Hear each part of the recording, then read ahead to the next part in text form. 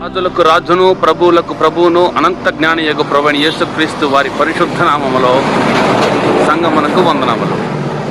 క్రీస్తు కొరకు పాదయాత్ర, దేవుని రాజ్య వారసులను చేయడానికై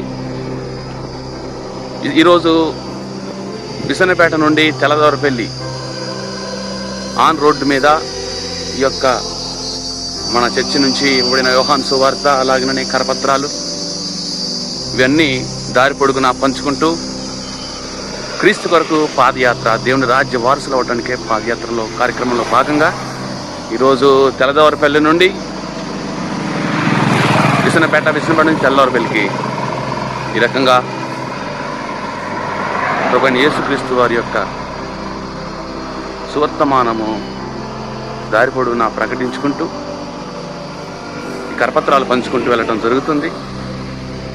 మరొక 30 గంటలో ప్రస్తుతానికి చంద్రపట్లో ఉండి ఉన్నాను కాబట్టి మీరు ప్రార్థన చేయండి. అనేక మంది మారు మనసు పొందినట్లు ప్రార్థన చేయగలరని మనం చేస్తున్నాను. అందరికీ వందనాలు.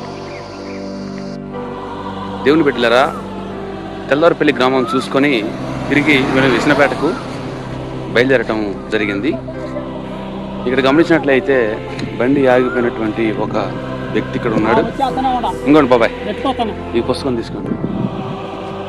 ఈ బండి నెట్టుకుంటూ వెళ్తున్నటువంటి ఆ పెద్ద ఆయన చూసారా? ఆయన బండి కదా ఆగిపోయింది. వదిలేశాడా? వదిలేదు.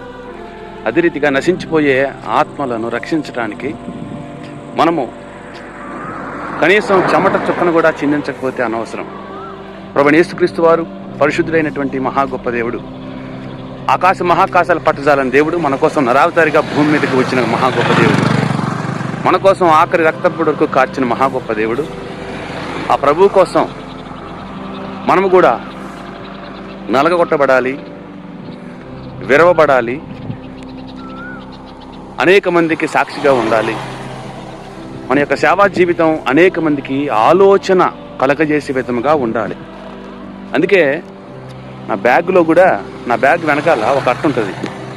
అట్ట ఏంటంటే యేసు నేనే మార్గమును, సత్యమును, జీవమును అని ఈ రకంగా వెనక రాసి ఉంటుంది అన్నమాట. కాబట్టి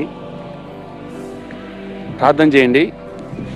చాలామంది ఈ మధ్యలో ఫోన్పేలు అడిగే వాళ్ళు ఉన్నారు, లిఫ్ట్కి ఇచ్చే వాళ్ళు ఉన్నారు, మరి కొంతమంది సేవకులు కూడా కలుస్తున్నారు. ఏదేమైనప్పటికీ దేవుని రాజ్య వారసులు చేయాలంటే కష్టపడక తప్పదు.